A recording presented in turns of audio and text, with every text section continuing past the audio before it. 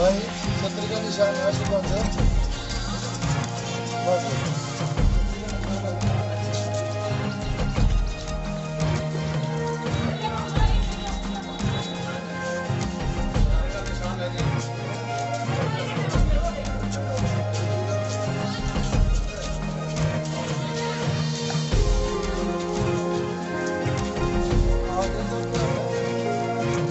नमस्कार, आप देख रहे हैं चुनाव के रंग कार्यक्रम और मैं हूं आपके साथ विपुल।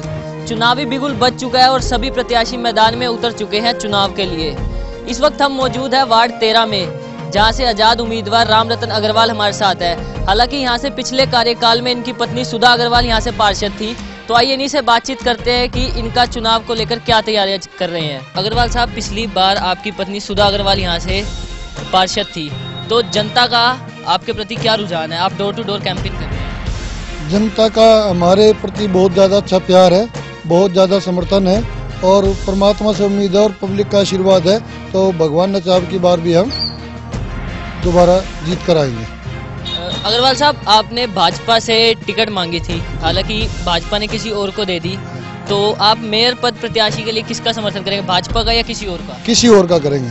क्यों? इसके पीछे क्या? जब भाजपा ने हमारी इज्जत नहीं करी, हम 5 साल से ज़्यादा भाजपा में बिताए और उन्होंने एक ऐसे इंसान को टिकट दी है जिसका बिल्कुल करेक्टर बिल्कुल 0% है पब्लिक में। और किसी को देते कोई दिक्कत नहीं थी। जिस आदमी का करेक्टर ही नहीं कुछ भी, हर तरह तक करेक्टर लेस है, उसको टिकट दे दी। हम क्यों देंगे?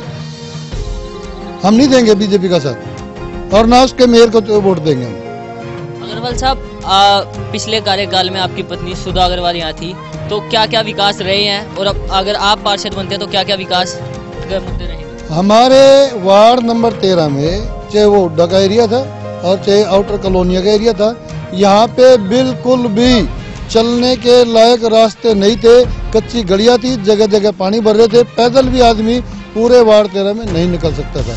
हमने पार्षद बनने के बाद हम यहाँ पर सड़कें, नालियाँ, पानी की व्यवस्था कराई और अपना बिजली के पोल, केबल, लाइटें हमने करीब करीब यहाँ पे अपने एरिया में पूर्ण विकास किए हैं। जो हमारी वार्ड में जैसे शाही कॉलोनी है, शांति कॉलोनी है, वो नगर निगम में नहीं थी, 3 साल के करीब हुए, 2.5-3 साल से वो नगर निगम में आई है। हमने वहाँ पे भी भरपूर विकास कराए हैं और चल रहे हैं। हमारे करीब करीब हमारे कार्य 100% के करीब हमारे कार्य हो चुके हैं। अब एक तो पीने के पाइप की लाइन, शिविर लाइन, ये कार्य बचा है। अगर परमात्मा ने आशीर्वाद दिया, भाइयों का आशीर्वाद रहा, तो हम ये दोबारा जो काम बचे हुए उनको सिरे चढ़ाएंगे। अग्रवाल साहब, आप डोर टू डोर कैंपेन कर रहे हैं, जनता का क्या समर्थन मिल रहा है आपको? जनता का हमें भरपूर समर्थन मिल रहा है। जनता कह रही है, हमने उड्डा के अंदर सेक्टर 24 और 12 के अंदर जहाँ कई फुट गहरे गड्ढे थे, किसी के यहाँ मेहमान भी नहीं आता था, हमने उनका कार्य कराया है। सड़कें बनवाई, नालियाँ, जो शिविर लाइन है, पानी की व्यवस्था है, हमने सारे विकास कार्य उड्डा के अंदर भी कराए हैं। वहाँ का हमें बहुत भरपूर पब्लिक का समर्थन मिल रहा है।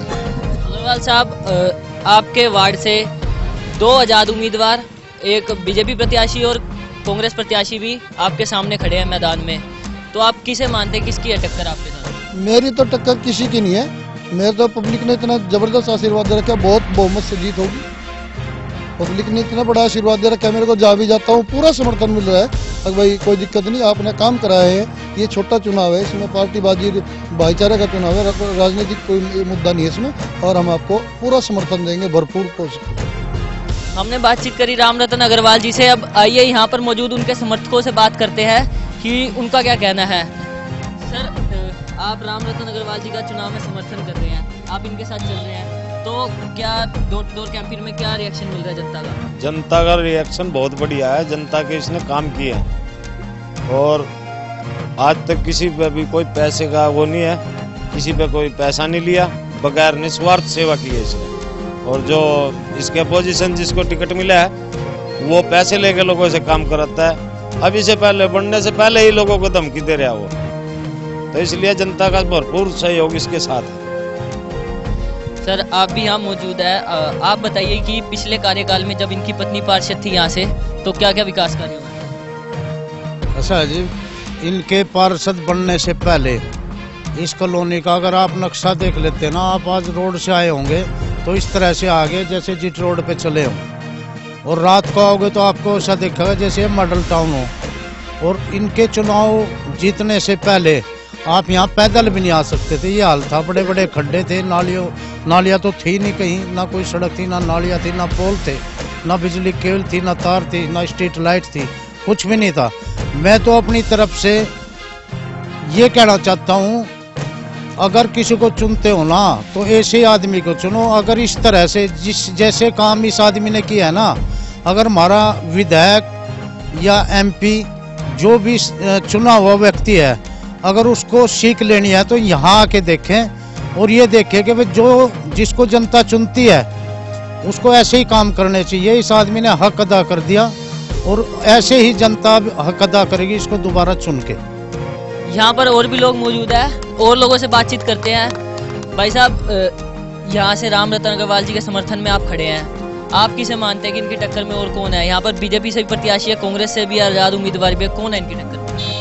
टक्कर में तो कोई नहीं जी, सभी इनके समर्थन में, जहाँ भी जाते हैं डोर टू डोर करने, इनका बहुत अच्छा समर्थन है। और काफ़ी विकास कार्य करवाए इन्होंने, जैसे सड़कें बनवाई हैं, हर खंबे में इन्होंने लाइटें लगवाई है, बहुत अच्छा काम किया है इन्होंने। हमारा MC ऐसा ही होना चाहिए। पिछले कार्यकाल में इनकी पत्नी यहाँ से पार्षद थी, उनके बारे में विकास कार्य उन्होंने क्या रहा है? बहुत अच्छे कार्य करवाए इन्होंने। यहाँ पे 5-5 फुट गहरे गड्ढे थे, जहाँ पे हम खड़े हैं 8-9 से देखो, सभी गलियाँ अच्छी तरह बनी हुई हैं। तो ये तो किसी भी बीजेपी के प्रत्याशी का समर्थन नहीं कर रहे, मेयर पद के लिए आप लोग किसका समर्थन करेंगे? मेयर पद के लिए तो देखो जी, यहाँ पे अपना मन करेगा। हमने लोगों से बातचीत करी वार्ड 13 के, जहाँ से राम रतन अग्रवाल जी हमारे साथ मौजूद थे। वार्ड 13 से ये आजाद उम्मीदवार है और इनके साथ मौजूदा लोगों से बातचीत करने में पता लगा कि लोगों का इनके प्रति काफी रुझान है। वॉइस ऑफ पानीपत के लिए प्रदीप पांचाल के साथ विपुल जग्गा।